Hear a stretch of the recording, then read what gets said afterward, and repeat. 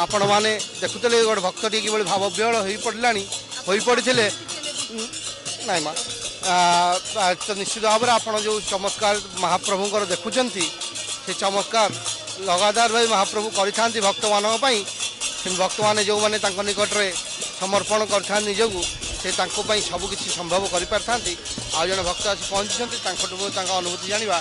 जय जगन्नाथ जय जय जगन्नाथ जय जय जगन्नाथ जय जय जगन्नाथ। आपन परिचय कौट मो नाम ज्योतिरंजन ओझा मु जाजपुर आसी मु जेते थर भी भगवान निकट को आसे सबु थर गोटे गोटे नुआ नुआ अनुभूति नहीं जाए। आज आसबार आज अनुभूति मु शेयर करुँची मु केबे भी आज आसबी बोली मु भाभी नथिली आ पूर्व मोर परिवार सहित समस्ते आसते बहुत भिड़ आसते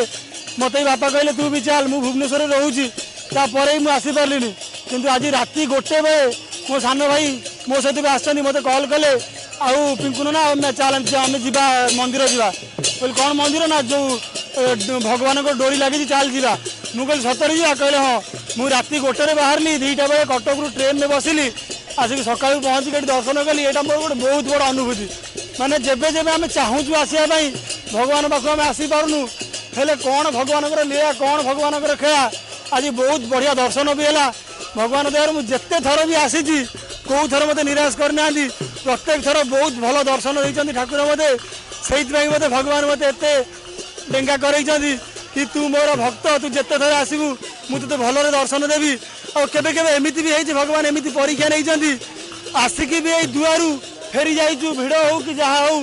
ये दुआरू मु थे आसी मंदिर भितर को बहुत कष्ट प्रवेश करी कि टाइम पहड़ पड़ जाइए जहाद्वारा मुझे सांग सहित आसी गोटे अर्जेंट कम थी बोली पुणे फेरी जा पड़ा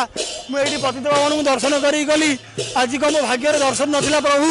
आपड़ तो मतलब एत डेंगाटे कर प्रत्येक थर तो दर्शन देती आज मत कहीं दर्शन देनी से गुहारी टिक कर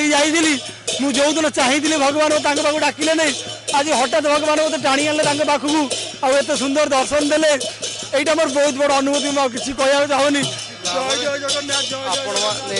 प्रत्येक भक्तर